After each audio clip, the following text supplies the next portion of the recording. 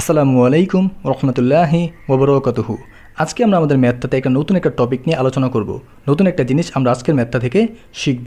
প্রথমে আমাদের প্রশ্নের মধ্যে কী দেওয়া আছে, তিনটি অপশন দেওয়া আছে এবং দুটি স্টক দেওয়া আছে। এখানে গুরুত্বপূর্ণ কথা হচ্ছে স্টক কয়টি দেওয়া আছে, দুইটি, এবং প্রত্যেকটা স্টকের জন্য আলাদা আলাদা করে তিনটি অপশন দেওয়া আছে। প্রথমে আমাদের কি দেওয়া আছে, প্রবাবিলিটি, এবং স্টক এ এর জন্য তিনটি আর এর মান দেওয়া আছে এবং স্টক বি এর জন্য তিনটি আর এর মান দেওয়া আছে। আমাদের এক নম্বরে ক্যালকুলেট করতে বলা হয়েছে determine the expected return and standard deviation and variance for stock A এবং স্টক বি। এখানে তিনটা জিনিস ক্যালকুলেট করতে বলা হয়েছে। এক নম্বরে হচ্ছে এক্সপেক্টেড রিটার্ন, তারপরে স্ট্যান্ডার্ড ডিভিয়েশন, এবং তিন নম্বরে নতুন যে রিকোয়ারমেন্ট সেটা হচ্ছে ভেরিয়েন্স। এখন আমাদের প্রশ্নের মধ্যে কী দেওয়া আছে, প্রবাবিলিটি। যদি প্রবাবিলিটি দেওয়া থাকে তাহলে এক্সপেক্টেড রিটার্ন কীভাবে বের করে এবং স্ট্যান্ডার্ড ডিভিয়েশন কীভাবে বের করে তা তো আমরা জানি। আমাদের 2 নম্বর পেজটাতে মুভ করেন। আমাদের এক নম্বর রিকোয়ারমেন্টের প্রথম যে রিকোয়ারমেন্ট সেটা ছিল এক্সপেক্টেড রিটার্ন, তাই না? এখানে দেখেন আমরা স্টক এ এবং স্টক বি দুইজনের জন্যই এক্সপেক্টেড রিটার্নটা বের করেছি। R1 into P1, R2 into P2, R3 into P3। যেহেতু তিনটা আর এবং তিনটা পি এর মান দেওয়া ছিল, এই জন্য আমরা এখানে R3 ইন্টু P3 পর্যন্ত মানগুলো নিয়েছি। আমাদের স্টক এ এবং স্টক বি দুইজনের জন্যই তিনটি আর এর মান দেওয়া ছিল এবং প্রত্যেকটা আর এর জন্যই প্রবাবিলিটি দেওয়া ছিল। এখানে আমরা আর এর মান এবং পি এর মানটা বসিয়েছি। এখন স্টক এ এর এক্সপেক্টেড রিটার্ন যখন বের করব অথবা স্টক বি এর এক্সপেক্টেড রিটার্ন যখন বের করব, দুই সময় আমাদের প্রবাবিলিটির মানটা একই থাকবে। এখানে জাস্ট আমরা মানগুলো বসিয়েছি এবং এক্সপেক্টেড রিটার্নের মানগুলো বের করেছি। এরপর আমাদের 3 নম্বর পেজটাতে মুভ করেন। আমরা আমাদের 3 নম্বর পেজে আমাদের যে 1 নম্বর রিকোয়ারমেন্ট ছিল ওইখানে ছিল এক্সপেক্টেড রিটার্ন, যেটা আমরা বের করে ফেলেছি, এবং আরও দুটি রিকোয়ারমেন্ট ছিল স্ট্যান্ডার্ড ডিভিয়েশন এবং ভেরিয়েন্স। এই যে স্ট্যান্ডার্ড ডিভিয়েশন এবং ভেরিয়েন্স, এই দুইটা মান আমরা এখানে বের করেছি। প্রথমে স্ট্যান্ডার্ড ডিভিয়েশন কীভাবে বের করে তা তো আমরা জানি, তাই এখানে ডেসক্রাইব করলাম না। জাস্ট দেখেন স্ট্যান্ডার্ড ডিভিয়েশনের মানটা আমরা বের করেছি স্টক এ এবং স্টক বি এর জন্য। এরপর এখানে দেখেন স্টক এর যে বক্সের নিচে আমরা ভেরিয়েন্সের মানটা বের করেছি। এখন ভেরিয়েন্সের মানটা কিভাবে বের করে, ভেরিয়েন্সের মান বের করার জন্য আমাদেরকে স্ট্যান্ডার্ড ডিভিয়েশনের যে মানটা বের হয়েছে ওই স্ট্যান্ডার্ড ডিভিয়েশনের মানটাকে জাস্ট স্কোয়ার করতে হবে, তাহলেই আমরা ভেরিয়েন্সের মানটা পেয়ে যাব। এখানে দেখেন আমরা স্টক এ এবং স্টক বি এর জন্য স্ট্যান্ডার্ড ডিভিয়েশনের মানটাকে জাস্ট স্কোয়ার করেছি এবং আমাদের ভেরিয়েন্সের মানটা পেয়ে গেছি। যদি কখনো বলে যে ভেরিয়েন্সের মান বের করো, তাহলে প্রথমে আমরা স্ট্যান্ডার্ড ডিভিয়েশনের মানটা বের করব এবং ওইটাকে স্কোয়ার করে দিব, তাহলেই হয়ে যাবে। এখন আমাদের 4 নম্বর পেজটাতে মুভ করেন। আমরা আমাদের 4 নম্বর পেজে 2 নম্বর যে রিকোয়ারমেন্ট সেটা নিয়ে আলোচনা করেছি। Determine the covariance and correlation between the returns of stock A and stock B. এখানে stock A and stock B এই দুইটার মাঝে দুইটা রিকোয়ারমেন্ট বের করতে বলেছে। একটি হচ্ছে কোভেরিয়েন্স, আরেকটি হচ্ছে কোরিলেশন। এখানে কোভেরিয়েন্স এবং কোএফিসিয়েন্ট অফ ভেরিয়েশন এই দুইটার মধ্যে অনেকেই এক করে ফেলে, পার্থক্য করতে পারে না। কোএফিসিয়েন্ট অফ ভেরিয়েশন এটা আরেক জিনিস এবং কোভেরিয়েন্স আরেক জিনিস। আমরা আমাদের 1 নম্বর যে ক্লাসটা করেছিলাম ওইখানে কোএফিসিয়েন্ট অফ ভেরিয়েশন এই রিকোয়ারমেন্টটা নিয়ে আলোচনা করেছিলাম, কিন্তু এখানে কিন্তু কোএফিসিয়েন্ট অফ ভেরিয়েশন চাই নাই, এখানে চেয়েছে কোভেরিয়েন্স। এটা আলাদাই একটা রিকোয়ারমেন্ট, এবং কোরিলেশন দুইটা আলাদা আলাদা রিকোয়ারমেন্ট এখানে চেয়েছে।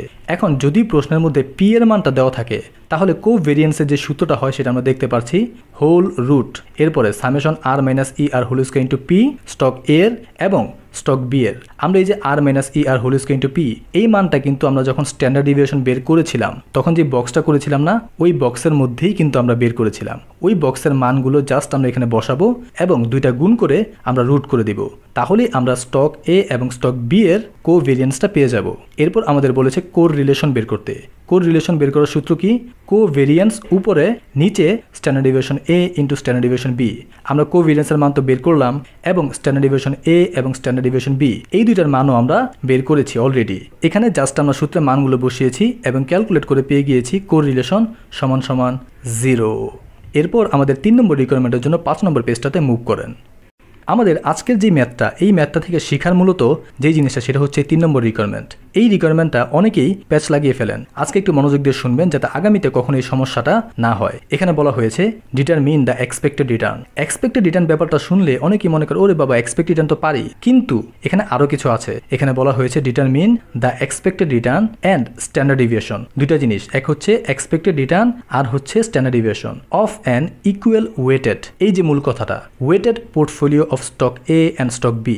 Stock A and stock B দুইজনের যে এক্সপেক্টেড রিটার্ন বের হয়েছিল, এই দুইটা এক্সপেক্টেড রিটার্নে কম্বাইন করে ওয়েটেড একটা পোর্টফোলিও এক্সপেক্টেড রিটার্ন বের করতে বলা হয়েছে এবং স্ট্যান্ডার্ড ডিভিয়েশন পোর্টফোলিও বের করতে বলা হয়েছে।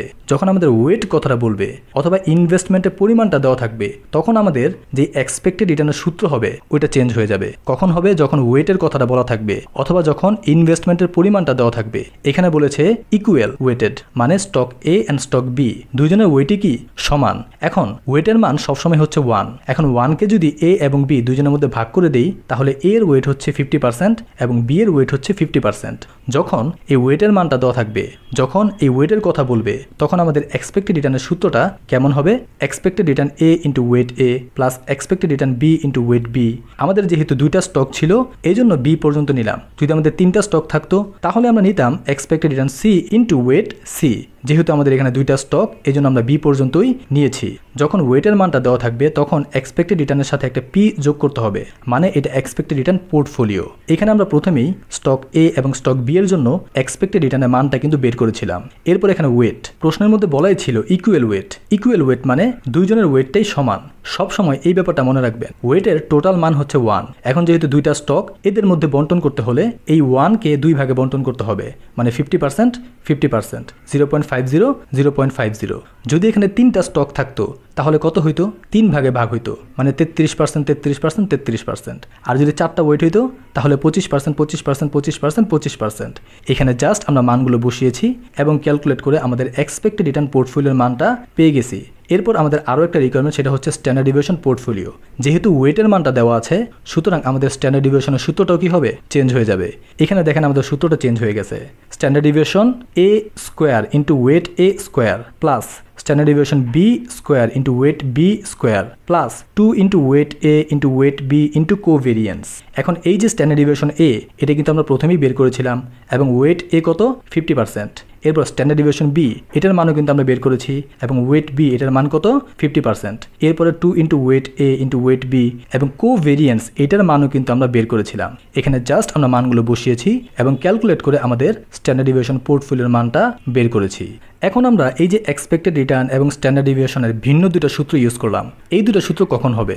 যখন এমন ওয়েটের কথা বলা থাকবে অথবা স্টক এ এবং স্টক বি দুইটাতে কত ইনভেস্ট করছে ওই পরিমাণটা যদি উল্লেখ থাকে, তখন আমাদেরকে এক্সপেক্টেড রিটার্ন এবং স্ট্যান্ডার্ড ডিভিয়েশনের সূত্রটা চেঞ্জ করতে হবে। আশা করি আপনারা সূত্রটা মুখস্থ করে নেবেন। এরপর আমাদের 4 নম্বর ক্লাসে আমরা এই অধ্যায়ের আরও একটা গুরুত্বপূর্ণ ম্যাথ নিয়ে আলোচনা করব। Till then, take care. আসসালামু আলাইকুম ওয়া রাহমাতুল্লাহি ওয়া বারাকাতুহু।